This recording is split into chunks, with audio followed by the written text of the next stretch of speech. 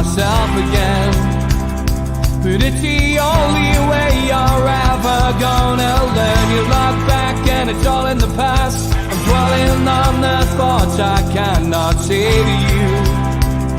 If I don't say the words, then maybe it's not true. And it feels alright when they come and say to you. Good evening, welcome to NUFC Matters with me, Steve Wraith. Geordies here, Geordies there. The second show of the day. We did Liam Kennedy earlier. If you haven't seen it, click on the playlist and you'll see it. Good to have Liam back on a regular basis on a Wednesday. And I'll be back a little bit later after this show with News of the World. Haven't done one of them for a while, so we're going to do that. And Eddie Howe's press conference review. So I'm meeting myself coming backwards today. Doesn't always fall like that, but plenty of content on NUFC Matters for you. And something a little bit different today because obviously that Spurs result triggered a hell of a lot of tweets. And normally I would keep them for Friday, but with us also having a game in between, that Tottenham game is going to be a little bit of old news. So I thought we'd start tonight's show with Tweet of the Week.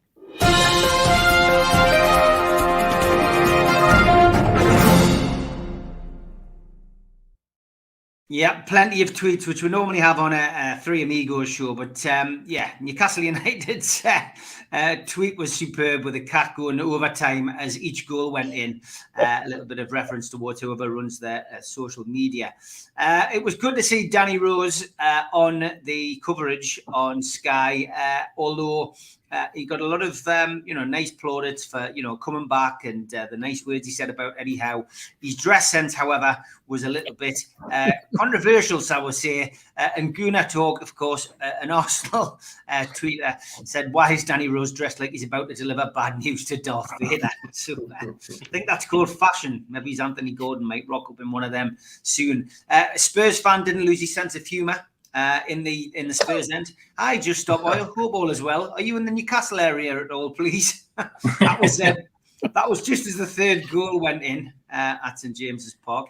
Tottenham fans have broken a Premier League record as well for the earliest ever exit after walking out of St James's Park after 25 minutes, which was great.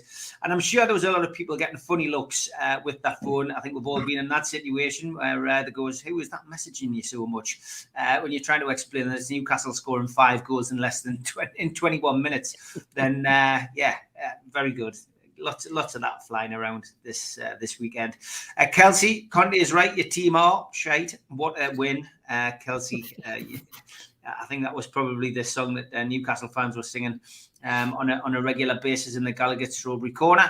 And Harry Kane had 13 touches in the first half. 6 were from kickoff, said EPL Bible. Talk Sport. What's the biggest problem at Spurs right now? Ian Hardy was quick off the mark with his answer. Newcastle. And this one from Mitch, as Alessandro put up that tweet, when all is said and done, are we sure Sven Botman doesn't look at AC Milan's Champions League run to the semis and potentially Istanbul with regret? Oh, I'm sure he doesn't, said Mitch, which funny old fella, that one. I did have a look through his timeline, Mitch. I can see where you highlighted some of his stuff. Gavin Webster, Willock to Isaac was like Hibbert to McDonald at Hillsborough in 74. If you know, you know. I heard a lot of comparisons about that one. I still think Terry Hibbert nicked it due to the importance of the game. Adam Devlin said, today I stopped at Watford Gap Services just as Newcastle versus Spurs kicked off. I got out, I filled up the car, I bought a coffee. I got back in the car, 5-0. Just remember DD was going to get us tickets for today's NUFC match and I told him not to bother. Unlucky Zara. Thanks for the tweets that you sent over. And the utter goal of this, when you're only winning your last 6 games, was literally due to inept officiating. That was from a Spurs fan who suggested that we pay. Yeah, unbelievable. Sour grapes. All 3 senior management at work are Spurs fans tomorrow, said Ingle. Tomorrow morning's virtual meeting will be fun. Do I wear a black and white top or do I set the background at St James's Park? Why not both? Was the suggestion there as well. I wonder what he did do. I hereby decree that the date of 23rd of April will now on be referred to as the St George's Day Massacre, said James, Zara's other half. St Geordies Day, suggests Skippy. We're not going to fall into those Mackham traits, though. We'll just take it for what it was. which is a bloody good win. And Lee, I thought this image deserved a slight edit. Very good, Lee. Very, very good. Last but by no means least was this one. And I chucked this one in because he was at the Spurs game. Level 7 Warriors. I'll always remember her saying, "I'll never forget this day, Daddy." And that's a wonderful picture. Thanks for suggesting Absolutely. that. And I hope they had a fantastic day at the match. But that is your extra tweet of the week. I couldn't have fitted all them in on Friday because I've got, believe it or not, I've got so many more, but Spurs related already for the weekend. So, Steve, let's look back. And I make no apologies for doing this because, you know, it was a monumental win. And I think it made all the more monumental because of that defeat the previous week, you know, where we all sat, you know, talking and going, oh my God, you know, what's gone on? And is this all to do with this and that and the other? And, you know, how wrong we could have been, because that was just a wonderful way to respond, wasn't it? Yeah, absolutely. Perfect response for our players. Perfect repost to everybody who was doubting them. I thought that you know, from the off we just went at them. It was just one of those days, Steve, where you're in the ground and you'll never forget it. It was absolutely superb. I mean, some of the just the looks on people's faces. You know, 21 minutes, we couldn't believe what we'd witnessed. I went in at half time. I was telling some of the lads at half time I'd been stretched to 20 minutes so that Spurs could fit all the goals in among the adverts. And you know what? If they hadn't had it made it 20 minutes, nobody would have been surprised. It was one of those things we all, you know, everybody want to talk about what was going on. And I'm sure exactly the same for the punters on Sky. I'm sure they were completely taken by surprise. But you know what? It's been coming, hasn't it? You know, a performance like that's been coming for a long, long time. You know, we witnessed a couple of 4-1s, witnessed a 5-1, and finally, all of a sudden, we've hit somebody for 6. I'm still in seventh heaven, and we only scored 6, Steve. That's a good way to describe it. Steve Wilkinson, a comprehensive performance. Eddie Howe was asked in the press conference a couple of times what he felt of it. Has he watched it back? Did he review it? Did you find anything that you could improve on? I loved his answer. Oh, yes, there's plenty we can improve on. And, you know, I have watched it back a couple of times. But yeah, there's plenty to improve on. And there's a long way to go. Was another one of his little phrases today. There's a long way to go before we get to where we want to get to. I mean, that's fantastic, isn't it? To hear. Yeah. I think the strange thing for me was a very strange emotions that you felt as the game went on. You know, one, I think the expression on the face of Isak after 21 minutes when he scored the 5th goal, his face was just puzzled, and I think everybody in the crowd was the same. I said, how can we be winning this many? How many more we're going to get? You know, we need to take the foot off the gas because we're gonna break some record by a big score. And then you're getting this sort of just coming up to half time, and you're sort of thinking, we haven't scored for 20 more minutes. We know what's going on. You know, you're getting a bit depressed, and it was a. You know, we've often talked, I think Supermax often talked about the importance of that second goal and how bit more relaxed you are when you're 2 ahead, and certainly when you're 3 ahead. When you're 5 ahead and Harry Kane scores, you don't get upset, really. You think, well, you know, we're still miles ahead, and you didn't believe that we weren't going to get several more. And I was certainly looking for us getting beating the biggest score I'd ever seen at St James's, which was the 8-0, or getting it 8 at least when we beat Chef Wed when Bobby Robson's first home game. But it was a very strange feeling to be so relaxed at the scoreline. And I think as we've talked on many of the programs over the recent times, hiding's been coming, you know, for somebody. And as much as we put 5 past West Ham, it wasn't as convincing 5 because they were gifting us goals. Tottenham didn't gift us those goals. There was some absolutely quality finishing in football. And you know, and as it was mentioned in that tweet about the Willock pass, you know, you're not going to see many better passes than that. The pace on it, the outside of the foot, right into the path of Isak, who now is starting to just look as though he'll score every time he gets in that sort of position where there's his eyes are fixed on the goal, and it doesn't matter where the goalie is, he's gonna find the spot. So you know, a great performance. Where do you go from here? Yes, I think there's another hiding with somebody before the end of the season.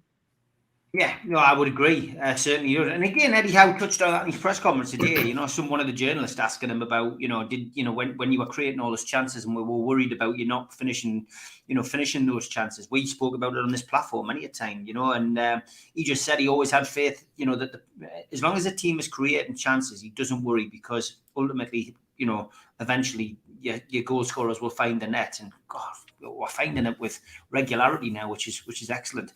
Kev, fantastic result. It's you can get carried away, of course. You can get down and depressed, of course, as well when you have a result like we did against Aston Villa.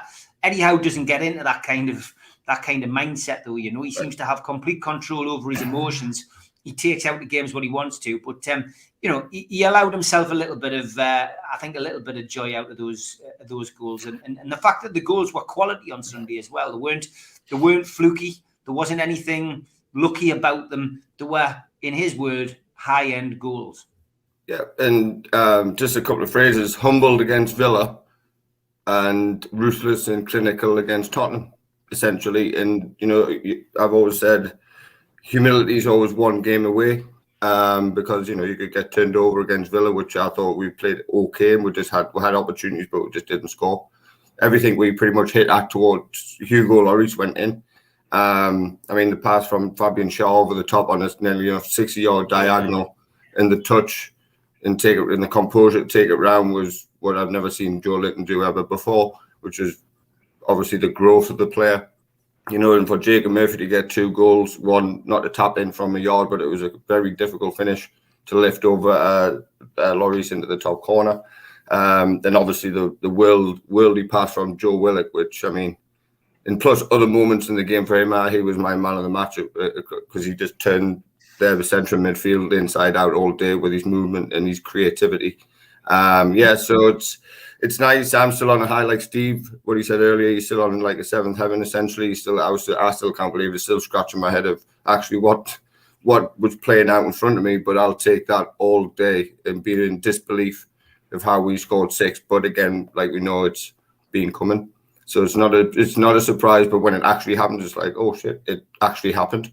And we expect the expectation of it was in the big game, the big narratives behind everything about the Champions League, all that sort of stuff. But I think we've finally cemented our place in that top 4. Yeah. I love the way Stu does that. He pretends he's got bad internet, cuts out because he realises he's at the end and he's going to be the last man to comment, and then he dips back in. You've worked that out perfectly now, mate. You've worked that out perfectly. Anyway, hiya. Well, to be honest, I had to put the AC on because I was sweating like a mac and realising the judge was burning. So I had to turn it off to put the AC on. So that was the real reason behind it. Right, there's a story actually. I had Steve Bennett, I'm sure is in the chat. Him and his good lady were over for the weekend. We went to the bar where we watched the Man United game, Mitch, when you come over. Aye, yeah. And I've got a Tottenham fan from work, and he's from London, and I best not name his name. So for the benefit of this, we'll call him Roger. That's because he looks like Roger Millie, but we'll call him Roger anyway. Wasn't it Spurs that got Rogered? Well, Peter would be upset if I could give his name out on a podcast, so I'll just call him Roger. So for 6 months, he's been like, we have to watch this game together. The loser will pay, etc., etc. And I say, listen, we're going to beat you, so don't worry about paying. I've got friends with this. Don't worry about it.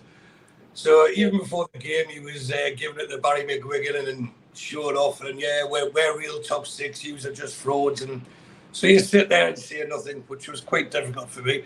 But let him crack on. So after 1 minute, we scored, we cheered, we looked at him. He was a bit, no, it's okay, we'll get back into this. 5 minutes. Right, that's it now. We really need to score the next one. And then when the third one went in, when Jacob Murphy knocked the third one in, he took a drink of his drink. He went, that's it, I'm off. This is bloody embarrassing. And I said, you're joking, aren't you? And he got up and walked. And I thought, he's just going to the toilet. But no, he walked out the door. And everyone's like saying, where's he gone? I said, he'll come back in a second. He's just for dramatic effect. Then about 90 seconds later, I've looked out the bar window and you just see his car speeding off. He actually did go. And then he got home, which took him about 10 minutes to drive home. He went, "It's bloody 5-0. I'm so glad I left." Apologise to your friends, but I'm so glad I left. So that'll always be remembered for the day. But it was mesmeric, wasn't it? It was one of those things like, no, they haven't scored for about 5 minutes. What's going on? It was real fantasy football, but I think we've all said that they were going to give someone a proper hiding. Now, the difference is when we beat Man United 2-0 a couple of weeks back, it was the same sort of atmosphere, similar performance, and we got all the credit for the team performance that we put in. But the fallout from this weekend has all been about how poor Tottenham were, because we scored 6, and I felt like we didn't get as much credit as we deserved. But as long as we keep going under the radar and we keep sitting in the top 4, and the figures I gave on Saturday for the professionals, we're one more game away from that elusive Champions League place that we've been waiting for a long time. And because Aston Villa draw the magical 71 points I mentioned about 2 months ago, if for Aston Villa to get there, they have to win all their games and they can't, they'll get to 69 points. I think our biggest danger will be Liverpool, who, if they win all their games, get to 71. But I don't think anyone's going to catch us. Like I say, a lot of them have to play each other, but so do we have to play them. And I don't think anyone will fancy playing Newcastle after what they witnessed on Sunday. So it was fantastic, and I don't think it's going to be the last time that those lucky enough to be in St James Park will see that, because it's going to be repeated on a regular basis, I think, over the coming seasons. I think that's the point I made, Al-Walid, that, you know, when you watched Man City over the last couple of years, that they seem to get off to a quick start. They get 1 goal, 2 goals up in the space of 5 or 6 minutes, and the game really is all over. And I think that's the point I made after I'd watched the match. I made it on the fans forum on Monday, that Newcastle fans will have to get used to this kind of game now. And that feeling of, you know, 5 goals in 20 minutes might not be something we see on a regular basis. I'm sure it might happen again where Newcastle go 4 or 5-0 up in the second half. But I think we'll have to get used to it. What was it like for you and the Saudi supporters watching Newcastle, you know, starting to realise, you know, how good they can be? Well, Steve, the thing was, it's not just about the 5. That we came from a loss 3-0 from Aston Villa, and it was very maybe the worst game this season for Newcastle, and the one next is the best game for Newcastle. So it's really weird for a few days. All these 2 games happen in the row. So this result, first 5 goals really impressed us. And the whole world was talking about this result, not just Saudi Arabia or England. Everyone talked about this result in the world. So this is really was unexpected, especially that because we came from a loss. So we always wonder. We don't want what happened in Aston Villa repeated. We would like this kind of result. I watched the game with my son, and usually when I watch the game, I put the sound at the highest. This is my routine. So my wife noticed that we are screaming, and the game just starts. So she came and she said, "What's going on?" She didn't believe this result. It happened in a few minutes. Really, it was really great. I think this is the best game maybe in this season. I think maybe Manchester, the one against Manchester, but this one was very special because it's really show that we really have we are really scary team. I wish this I'm sure Eddie Howe learned. I guess, I don't know, you know better, lads. I guess he learned from Aston Villa, and I think he gets some of Emery lesson, if I can call it right. And I wish on Sunday similar result. Yeah, fingers crossed. Fingers crossed. Well, one person who nearly predicted it was Vince, who gets on the fans forum on a Monday. I know it was tongue in cheek, but he did say 6-0 when he was asked for his predictions. So I bet he wished he'd put that on. Chris, sorry to hear about that. 5-1. 5-1, yeah, exactly, yeah. Chris, sorry to hear about that, mate. He's lost his job today, so he says he's indulging himself in all things NUFC to avoid the doom and gloom of it all. So, yeah, hope things pick up soon for you, mate. Mitch. Yeah, good luck, buddy, lad. Yeah, Mitch, what's your thoughts on that game? I mean, am I right, do you think, in saying that I think we've got more days to come? Stu said the same there. We've got to look forward to these kind of games moving forward. Well, half because I think I've seen something from us that I don't think I've ever seen Newcastle United do. That was get hold of a team on the ropes and just let them have it. We really put them to the sword. They came to us in total disarray and they left us decimated. And I don't think I've ever seen we do that to a side. It could have been more if we'd really put our foot to the gas. Once we got to 5, it could have been anything. And in some respect, I'm actually quite glad that they did take the foot off the gas a little bit and preserve something for more games to come. I found the reaction interesting as well, talking to everybody about how everything, people's response to Stockholm Syndrome are talking. Even seeing people saying, well, I still wasn't sure at 5-0 because I was a QPR, and it's that feeling that anything and everything could go wrong in an instant because it's Newcastle United. And this feeling, we've got to bottle it and preserve it and use it going forward. These things, good things do happen to it. Although I've got to say, when it hit 5, I'm looking at Andy and Dave either side of me and thinking, he was dropped something in my drinks or something. Is it just me seeing this? It was phenomenal. And in Brooklyn Bar, I've got to say, when the third went in, there was a genuine moment of silence as everybody took in what they'd just witnessed.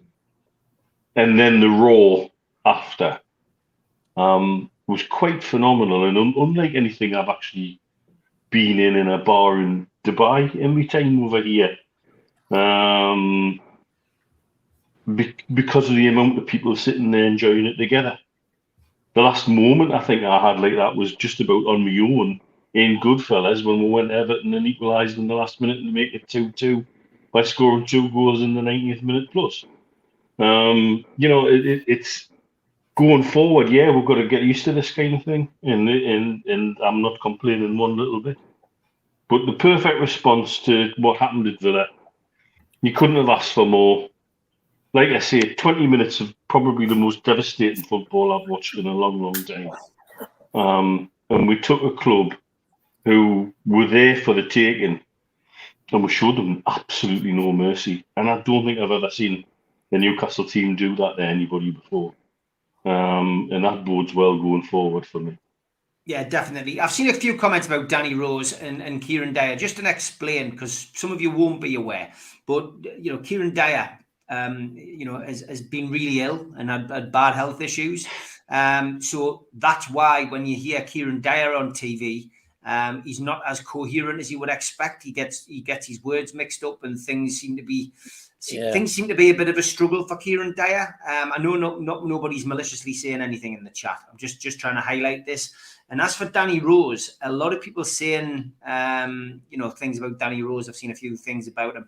I put the tweet up there with a costume because that's aimed at his clothes and his dress, but he's clearly suffered recently with mental health. There's clearly an underlying issue there, and I think we've all got to be respectful of that. The fact that Sky allowed not one but 2 ex-players to come on and talk about the clubs that they represented, and they're certainly trying to help Danny out of a dark place. So good luck to him, because I think most of us who watched it must have thought a little, wow, what's going on here? And the fact that Newcastle United's performance actually, helped him fall in love again with football was a huge compliment to Eddie Howe, and he took it in the right way. And I just thought it was quite a touching moment. And I think son of THC, you're right. He looked like a broken man when he started off. So, good luck to him in his recovery. Let's hope he gets the help he needs, and let's hope he continues to do what he's clearly doing, which is talking to people, which is what I would advise anybody who is feeling a bit down, anyone who's feeling a bit, as if the world's against them, etc. Make sure you pick up the phone and speak to somebody. Anyway, that's that. George, Newcastle Spurs. Somebody asked us actually for Ask George, which we always do on a Wednesday, and I'll get this one in early. Ask George, has he ever seen 5 goals scored in that kind of timescale in a match before as a Newcastle fan? No, never. In fact, I'd go further. I've been, since Steve suggested, I've been digging, and I've got to say that all I can come with is that's the best 45 minutes in the Premier League for many, many seasons, not just 20 minutes. I mean, it was just outstanding. In fact, the game, 25 shots on goal. I mean, it could have been a cricket score. The only downside, well, if it's a downside, it was expected, is the way it's being played down by the idiots in the south of England, particularly the so-called pundits.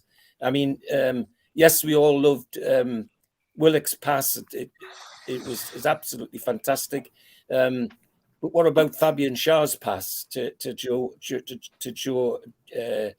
J7 and the way he controlled it, and he dropped his shoulder to put Loris on his backside and walk it into the net? That they're skills that have to be worked at. And anybody, and I had to go Jamie Redknapp, because when Schär did that at West Ham for Joe Linton, and it's almost an identical goal. He said he thought that Schär had shanked it. In other words, he'd hit it with his shin. Well, I'm sorry, Jamie, you need to get some new glasses, because he didn't shank anything. He said, and if anything, that second time, to show you how good he was, he shafted you, Jamie. You fell it, never mind shanking you. Anyway, so they're the bits that. But I like Alweed's comment about the worldwide reaction. I mean, as you know, I've made contacts worldwide with all the students I've worked with and all the consultants I've worked with. My LinkedIn page was going bananas, absolutely bananas. Barbados, Greece, Spain, Singapore. There was dozens from Singapore lads that work over there in the offshore business and on the shipbuilding business, and all were saying the same thing to me. Howie, George, what the hell's going on over there? It was so lovely, and yet the muted stuff from our press, national press, and so-called pundits was about Tottenham Ukraine well. So yeah, I mean, I'm still euphoric. I said on Monday night on the fans forum, some of these as an old man were the lovely things that I seen go with the match. I was thrilled when I seen Kev and his boys, and there was a little girl on singing, 2-year-old singing Bruno in the middle with her daddy. And a man carrying his little one along Jesmond Road after the match, and they were singing, and I thought, yeah, that's why they call it the beautiful game, isn't it? I mean, it really is wonderful, and something that made me fill up. I've got to be honest, it was so nice and so what's good about football. Not all the tripe that we get off these financial idiots that's trying to ruin the bloody game. So no, I'm still euphoric, and somebody else will get a turnover. There's no doubt about that. That won't be put in a box and hidden away. That'll come out again. And can I go back to Joe Linton goal? The one against West Ham, he went to the left wing, went across the field and turned down the middle, so he was onside for Schär's ball. If you watch the one against Tottenham, it was identical. Now, if I was an opposing manager now, I would be wetting myself every time Joe Linton goes to the left wing, and I would have somebody on Schär to make sure he doesn't get a ball like that. And others that didn't mention, Dan Burns had some hokey pokey on here from all sorts of people. 4 crunching tackles in that match. In fact, the most important one he gave the ball to Willock for the pass for Isaac's goal. No, euphoric. It was absolutely incredible. Steve's on about the comparison. The only comparison I can give you is that when they broke the record and beat Newport 13-0 and Shackleton scored 6 goals, that was a case when the ball was going in the net regularly. But Steve, I do those other days. I'm very reluctant to compare football in those days with modern football. It's a different game now, in my opinion. It's far more athletic and but the skill levels at the moment and the speed at which it happens, fantastic. Couldn't be happier. Yeah. Couldn't be. No, I agree. You mentioned Shaw's pass, and of course, in the press conference today, Dan Burns' tackle, which led to the ball breaking to Willock, who then put the ball for Isaac, who scored. That was praised by Eddie Howe. He said, sometimes the most innocuous moments which create goals don't get the credit they deserve, and that's why we were celebrating with Dan Burn, because that tackle led to that pass. So it did. Yeah, fantastic. Okay, halfway through the show, time for the ads. A big thanks to all our sponsors: Skips and Bins, telephone 0800 25 45 25 3, email inquiries at skipsandbins.com, website skipsandbins.com, easy contract free and pay as you go waste collection. Thanks also to Mr. Vicky's, handmade in Cumbria. These sauces are really hot stuff. You can order them by emailing info@mrvickys.co.uk or by telephoning 01768 210 102. Thanks to Neil and the guys at Media Arts for all the help with the video side of things. And thanks to qtechshop.co.uk, the makers of pool tables and snooker tables in Wallsend, Newcastle, and the guys who run our website, nufcmatters.com.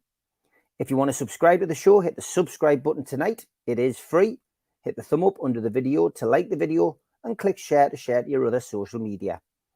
If you want to join the channel, hit join. There's 3 different tiers. Pick the one that suits you and help support the channel financially. If you want to pay a one-off membership fee of £25 and get these goodies, a scarf, a pen, a cup, and entry into the monthly draw, then go to NUFC Matters and look for membership pack. Failing that, get your smartphone and put it over the QR code and it will take you straight there. We're also a podcast and you can find us on iTunes, Spotify, Podbean, and other podcast providers. Usually goes up 24 hours after the show has finished. We also support the food bank on this channel. If you want to make a virtual donation today at the Matchday Bucket, go to nufcfansfoodbank.co.uk and you can make a deposit today. Don't forget to enter the Shearer raffle. There's 150 tickets, £1 per ticket, and you can win a limited edition signed Alan Shearer ball. Enter now at nufcmatters.com. If you have a look on our website, we've also got a vast range of mugs, t-shirts, cups, and whatever else takes your fancy. The Isaac t-shirt is proven popular this month, $16.99 plus delivery from nufcmatters.com. Don't forget as well, we do a range of events over the course of the year. We have Peter Beardsley, an up-close and personal evening at the Tynemouth Surf Cafe. Limited tickets remain, 25th of April. Get them now from Surf Cafe, tynemouth.co.uk or from ticketweb.uk. There's also an evening with Peter Beardsley on May the 19th at the Tyneside Irish Centre, and you can get tickets from newcastlelegends.com, and tickets are £50. Don't forget our end of season do takes place 27th of May, 7 o'clock at the Tyneside Irish Centre. Tickets for that one are a tenner, and nufcmatters.com is where you can get your tickets for that. In June, Thursday the 1st of June to be precise, Rob Lee will be at Louis Liquor Store in the Big Market in Newcastle, and tickets for that are available direct from the venue. And an evening with Rob Lee, Lee Clark and John Beresford takes place the next evening on Friday the 2nd of June at the Grand Hotel in Gosforth. This is a charity event and tables are of £10, £700, and you can book them by contacting Natalie at heelandtour.org.uk or visiting their website. In July, Gavin Peacock is in Newcastle on July the 10th at the Tyneside Irish Centre. Tickets for that are available from nufcmatters.com. And he also takes an evening with at the Surf Cafe in Tynemouth on the 11th of July. So get your tickets direct from the venue for that one as well. And if you're a boxing fan, the Night of Champions Ricky Hatton, Frank Bruno, Nigel Benn and Joe Calzaghe takes place at the Fed, and that will be taking place on the 16th of June. More dates to be added. Tickets from all those events, www.goldstarpromotions.co.uk. Yes, I'm fully aware that we need to do some new ads, so I will do that this week. I've been a bit busy today, and I'm not sure what all that seagull crack was about, but I'm sure that we all feel for the seagull in whatever shape or form it was left in. Yes. Unbelievable. With a pearl necklace by old I'm sure. Oh God, I'm sure we'll cover more of that on Friday. Certainly will. Okay, as always on Geordies here, Geordies there. It is time for Ask George.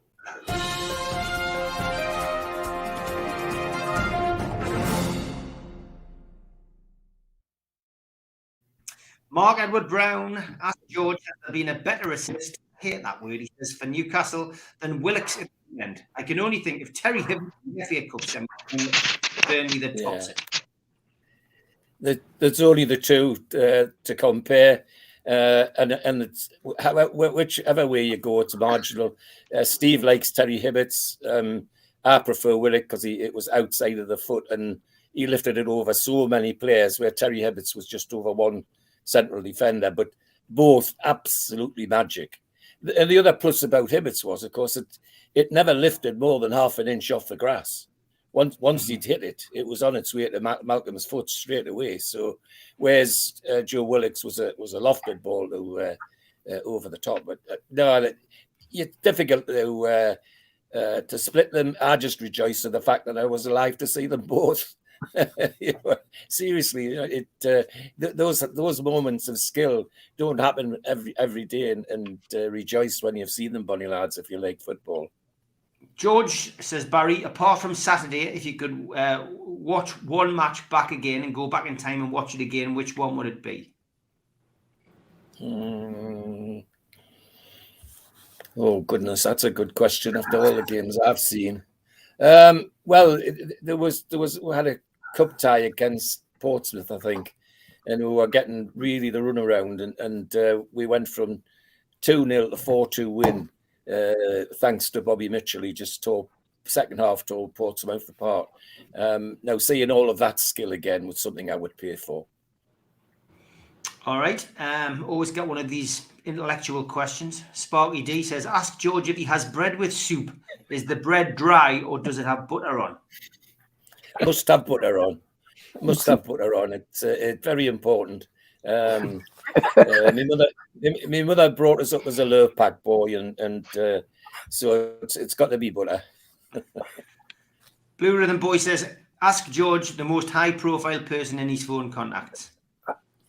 Wow, you don't really want to know. Oh God. No, I can't say it. All right, okay. That got us intrigued there. Now, I'll give the address. I'll give the address if you like. Okay, go on. Buckingham Palace is the address. We'll leave it there. Tom Dixon says, ask George, what is the highest score in football? In football? Well, I mean...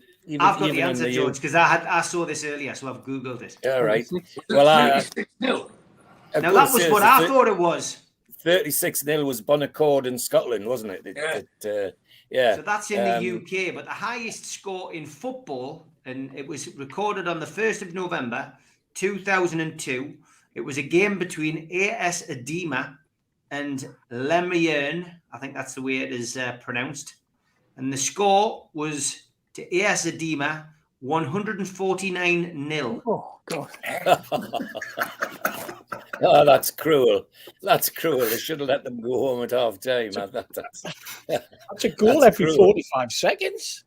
Yeah, I mean, you hardly got time to kick off. And it was the Madagascan champions who basically recorded this world record in senior football. The previous record stood, as Stu rightly pointed out, 36-0 in 1885.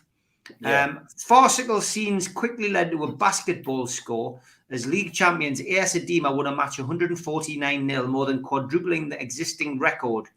Wow. and without gaining possession between the first goal and the 149th. Their opponents, Stade Olympique Le Mans, took complete control of the National League game, reducing Edema to the role of onlookers as they deliberately plonked the ball in the back of their own net 149 times in protest over a refereeing decision.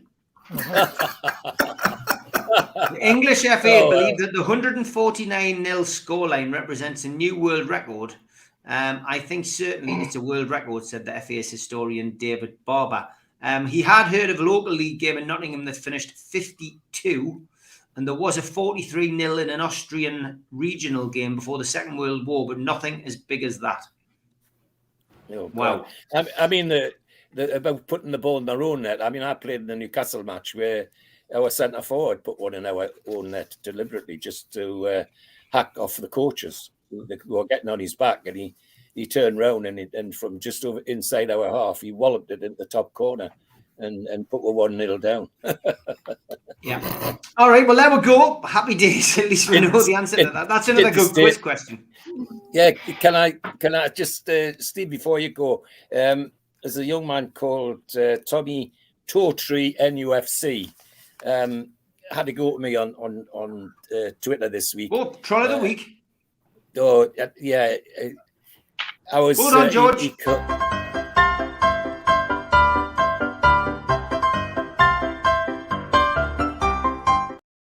It's like a midweek amigos, isn't it? I'm having fun. Go on, George. Well, he called me a senile something, and I won't repeat the word. And I just ignored it as I would normally do. But I've got to say thank you to the NUFC Matters friends and the Twitter friends who made him wish he hadn't bothered, because his inbox must be full of messages telling him to mind his own business and grow up. And well done. So thank you to all our friends on NUFC Matters and Twitter. So don't pick on George Tommy Toenail, or he'll have no answer to you. All right, that's us, thank George. You.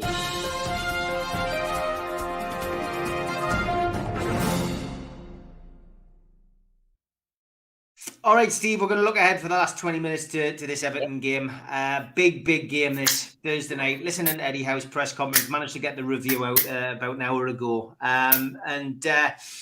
The press were focusing on the whole Anthony Gordon situation. Are you going to be having a one-on-one with him? And, how's he feeling about going back? And, as usual, Eddie's playing with a straight back. We're not going to talk about that. And the focus is on the game and how we play. But it's a huge game. And Everton, if you're read between the lines on the social media and read some of it, it seems as if they're going to try and disrupt things beforehand, give the team a bit of a welcome on the bus as it's coming in.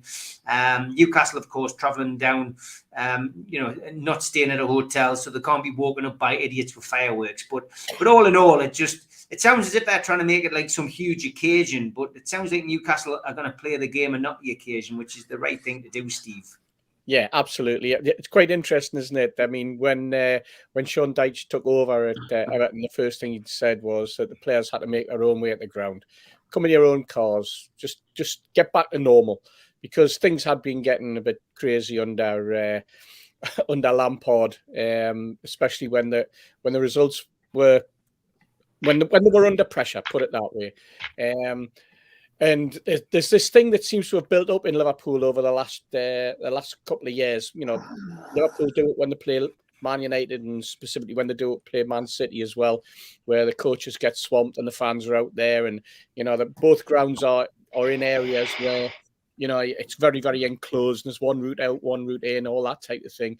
And Dyche says, no, you come your own way. It just so happens this weekend he's changed his mind and they're all coming in a coach. So that tells you an awful lot about the pressure that they're under. And they are under pressure, mind. They are under pressure. I was looking at some of the facts today. This could be our 7th win in 8 games. They've only won 6 all season. That tells you the gulf that there is between both clubs. You know what? Newcastle, we're going to go there on a high. There's no question about that. But we're going to do it professionally. I think, as always, we play to our strengths. But don't worry about the opposition. Let them worry about us. I think that'll be the message from Eddie Howe. He'll keep it tight. I'm not expecting many changes unless obviously the injury to Shaw, which puts him as a doubt because he did pull up with a hamstring strain.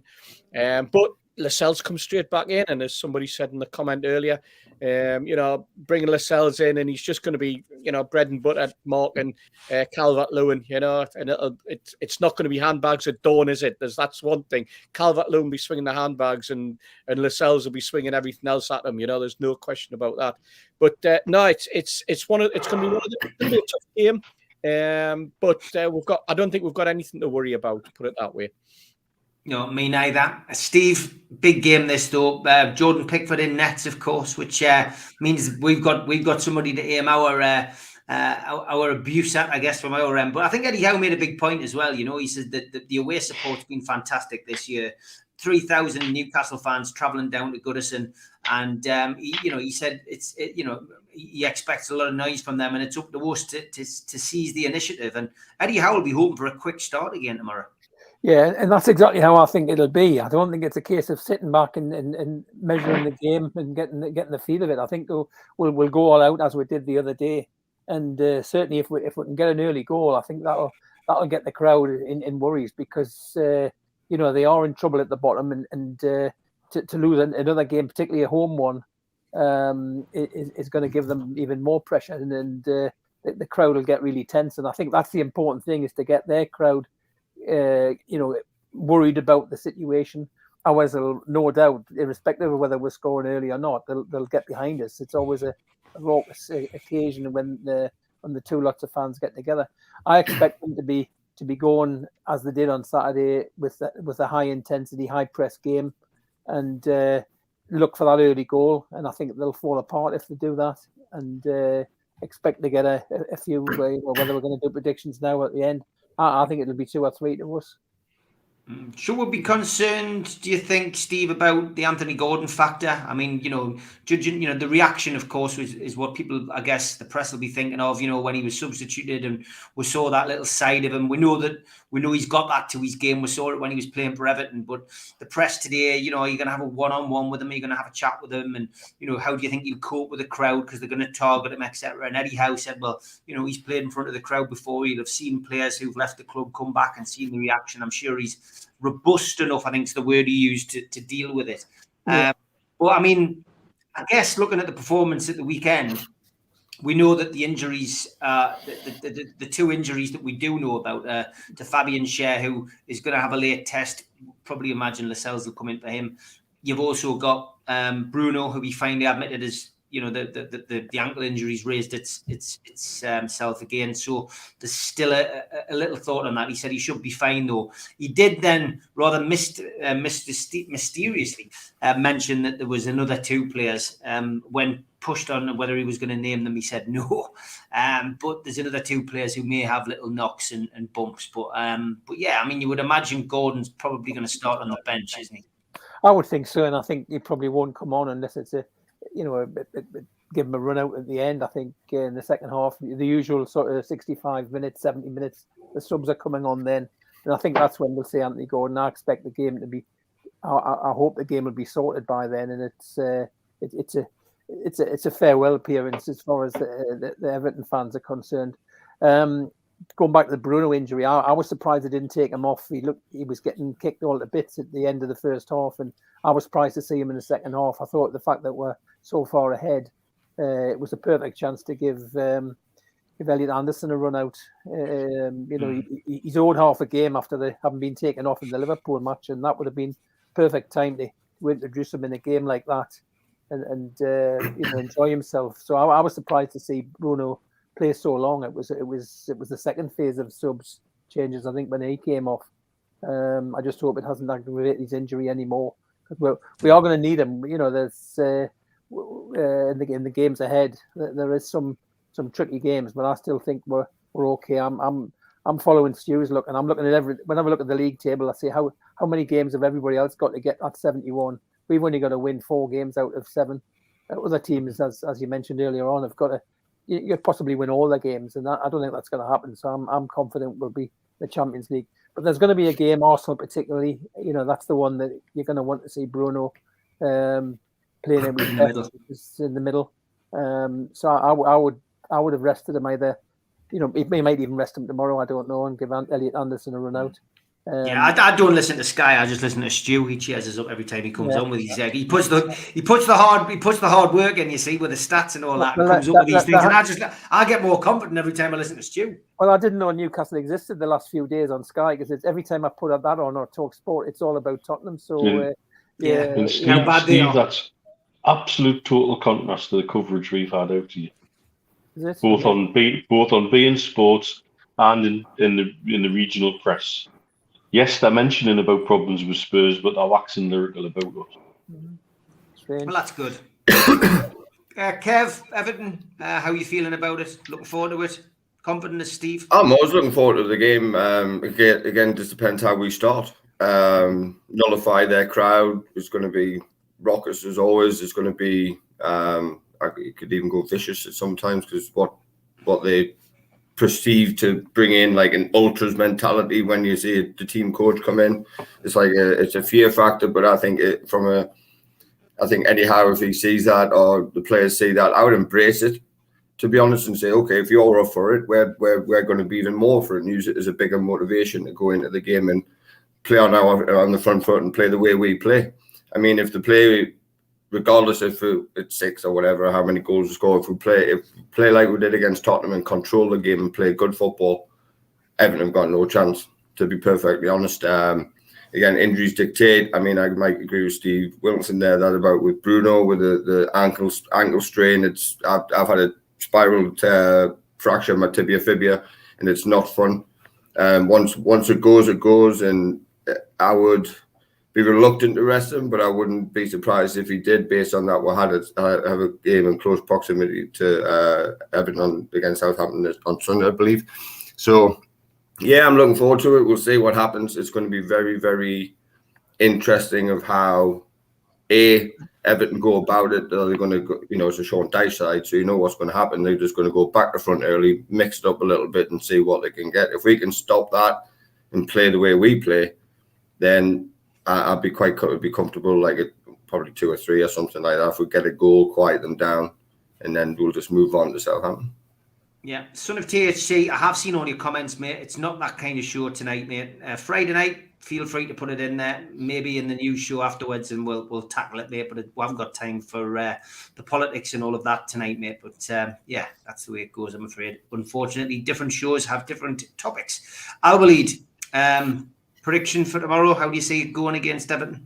Well, I believe we're going to win. And I'm just thinking about the next 3 games. I don't want setbacks. I really want to win next 3 games. So I believe we will guarantee the Champions League seat, so we can be ready for next season. This is all what I'm thinking of. I don't want to be, I don't like the last game to define this. So I would like to really guarantee the spot earlier. Go out in style, Al-Walid. That's what I like. Go out in style. Stu, what's your feelings for tomorrow? Well, you've had Tweet of the Week, you've had Troll of the Week, so I'm going to have to send you a picture of my colleague so you can have a look like you as well, because he does look like Roger Millie. Also, I have to mention my nephew, Andy, who you met last night. He was delighted to meet with you, and he watches every show, so hello. So, big shout out to him. Lovely to meet you. What else was there? When you asked Steve about the way Everton fans are behaving because of the game tomorrow, but you know what? It is a big deal when Eddie's high-flying mags are coming into town, and it will be going forward as well. So let them. But I do know that the team decided to travel tomorrow instead of today, so that'll counteract any firework displays that they decide to put on, or the skulls that we're going to come up with. Also, I was informed. How do I word this? Anthony Gordon on his social media and via the club has received death threats from supposedly Everton fans, which is a bit much, and it's sickening. Things like we're going to burn you alive and things like that. It's a game of football, lads, and we're better than you, so just accept it. And that's all I have to do. Again, if we play with the same intensity that we did on Sunday, then there should only be one winner, but I don't think the game's going to be as easy as we'd like it to be. But if Willock produces a pass that Messi, Beardsley, De Bruyne, none of them in their time produced a pass like what he did on Sunday. And if he can do that again, Isaac just walked onto it, didn't he? And they seem to have an understanding now. There seems to be lots of combinations where earlier in the season we were heavily reliant on the triangle of Bruno and Almiron and Trippier down the right. It seems to be that other combinations are clicking now. So it gives the opposing manager a bigger headache on like how do I stop this team, which is what we want. I want us to win.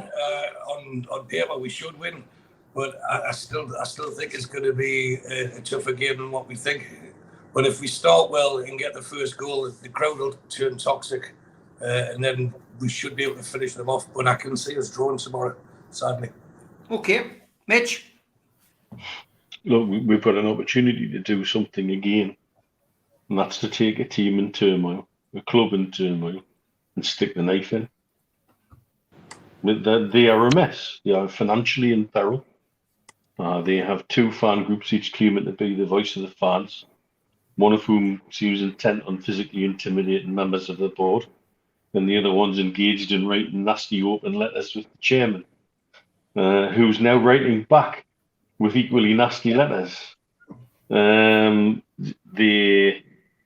will be driven insane by the presence of Anthony Gordon, and I would use that to the max. They got away with it last season because of that dickhead tying himself to the post. We were just getting in charge of the game when that happened. There'll be none of that this year, although you never know given what they allow into the ground. So for me, there's another club who are thrashing with no direction, whose season's sort of stuttering to an end. And the only difference between them and Spurs is they do genuinely have something to play for, which is Premiership survival. However, on the face of what we've seen from them this season, they're not very good at that so far this season. So I'd like to see us put them to the sword again. I'd just like to see we be just as ruthless from the off. And if we're that good at the dark arts, let's see what dark arts you could conjure up to turn that absolute pit of a stadium into a pit of hate and venom towards themselves. It reminds me of us in the 1980s, and we know what happens at the end of that. Your best players disappear and you get relegated, and it has all of those factions in it, and I would just love us to be the catalyst to drive it home. Just before you go to George, Steve, I didn't finish what I was saying regarding Anthony Gordon. He was asked if he wanted to miss the game, and he said, absolutely no way. He says, I play for Newcastle, and if I'm selected, I'll do my best. And you've got to say credit to the lad because his family's from down there. And it's one of those tactics they do to try and unnerve people, but it's that he's got a old head on his young shoulders, and credit to him. So I just thought I'd mention that as well. Yeah, good point. Prediction, Mitch, or have you got the dice? I've got the dice. We'll go on that. And the dice says, 1-1. Which is what Penman predicted. 1-1. Okay. George, going for a win or a draw or a defeat? 2-0, Newcastle. It won't be easy, but it'll be a hard-fought win. Everton's... I always have a smile when we talk about Everton, because over the years, when I used to take the lads away, Neil and his mates away and be the chauffeur, some of the most interesting trips we had were to Everton, because he's right, that stadium, the bit where they put the away fans is a pit. It was horrible. In fact, the last time we were there, one of the lads from North Shields mooned the Everton fans from the stand, and unfortunately was seen by a police sergeant on the cinder track, and he immediately dispatched a whole load of policemen up to find who he was. And we were all swapping seats, to hide the lads. He was keep changing seats so they couldn't know where the lad was. And bear in mind, at the time I was chairman of North Tyneside Bench of Magistrates, and I happened to know the Liverpool chairman, Lady Witherspoon. So I had visitors turning up at Liverpool Magistrates Court on a Monday morning before Jean Witherspoon, and having to explain what I was doing. But it didn't happen. But some of our most interesting trips have been to Everton. But Horrible stadium for away fans. So 2-0 for me. 2-0 for you. I'm going to go 2-1 again to Newcastle. Steve Hasty, we didn't get a prediction off you. What was yours? No, I think it's going to be. I think we're going. I saw the score come up before, and that's the one I was going to go for, 3-0. I mean, you know what? You look at Everton, and with Dyche, he won 2 of his first 3 games, and then they've only won 1 out of the following 9. That tells you the sort of form they're in. That tells you why they're sitting with 28 points. That tells you why they're third bottom. Yeah. And that's why they're a club in crisis. And Newcastle United should exploit that. And I hopefully will exploit that tomorrow. And we'll keep them in third place. Third bottom, rather. Okay, that's great. Been a great show. 2 o'clock tomorrow I'm on with Supermac and Gibbo. We are live 2 o'clock tomorrow. Going slightly earlier because obviously the match is on tomorrow night. And Friday, the Three Amigos is at the usual time of 5 o'clock. I'm going to play out with Scunny Mag. So if you go into Everton, listen to what he's got to say. He'll tell you where to go and have a drink. But from me and the lads, good night. God bless. See you all the best, John, as well. Cheers, everyone. Cheers, lads. Good night, lads. Good night. This is Away Day Guides, and here comes Everton.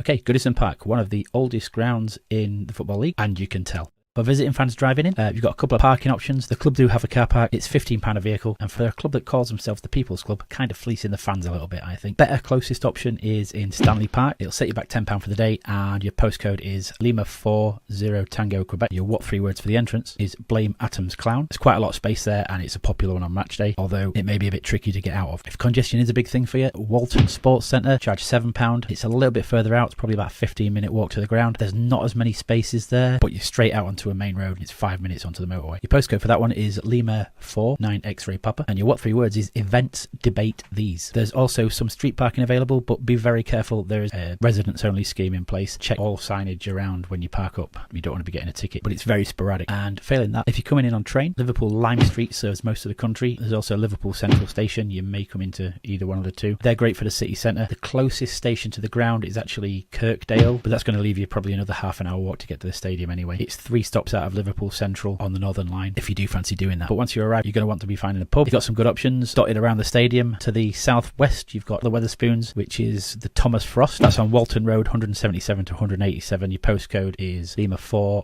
Alpha Juliet. And again, good value beer, good range of products, food if you want it, you know what you get. It's a Spoons pub. Your what 3 words for that one is Powder Forest Month. A well-loved popular one closer to the ground, but on the opposite corner to the away end is the Spello, which famously welcomes away fans. And it's probably the nearest pub to the ground that you're going to be able to get into. That's on 79 Goodison Road, postcode Lima 4 Echo November, and your what 3 words is Crowd Inner Get. Then to the east, just near the Noisy Neighbours, you've got the Arkles pub near Anfield, which every travelling fan should visit at least once in their lifetime. However, you will find it is very, very busy because of that, and very crowded, very cramped. You'll take ages getting served, but don't be put off. If you haven't been before, go. It's great atmosphere, the landlord's fantastic, and they're set up really well, and it's mixed. You get both sets of fans in there, and everyone gets on. That's in 77 Anfield Road, your postcode Lima 4 Tango Juliet, and your what 3 words is Indeed Mirror Admire. And finally, to the north of the ground, known as the Taxi Club locally, its official title is Liverpool Taxi Cab Drivers Sports and Social Club, but no one's going to stick that on a sign. Far too many letters. That's 2 Walton Hall Avenue, Lima 4-6 Uniform Foxtrot. What 3 words is Charm Funny Loud. It's a working men's club setup. They will charge you £1 to get in, but you're going to save that on your first round. Good value beer, served quickly in amongst a nice atmosphere. Then once you're done with the drinking, head into the ground. You'll be based in the southeast corner, or the south end of the Bullens Road stand. You'll be looking for turnstiles 53 to 60 with a what 3 words of Chimp Driver Behave. And aside from all the usual YouTube stuff,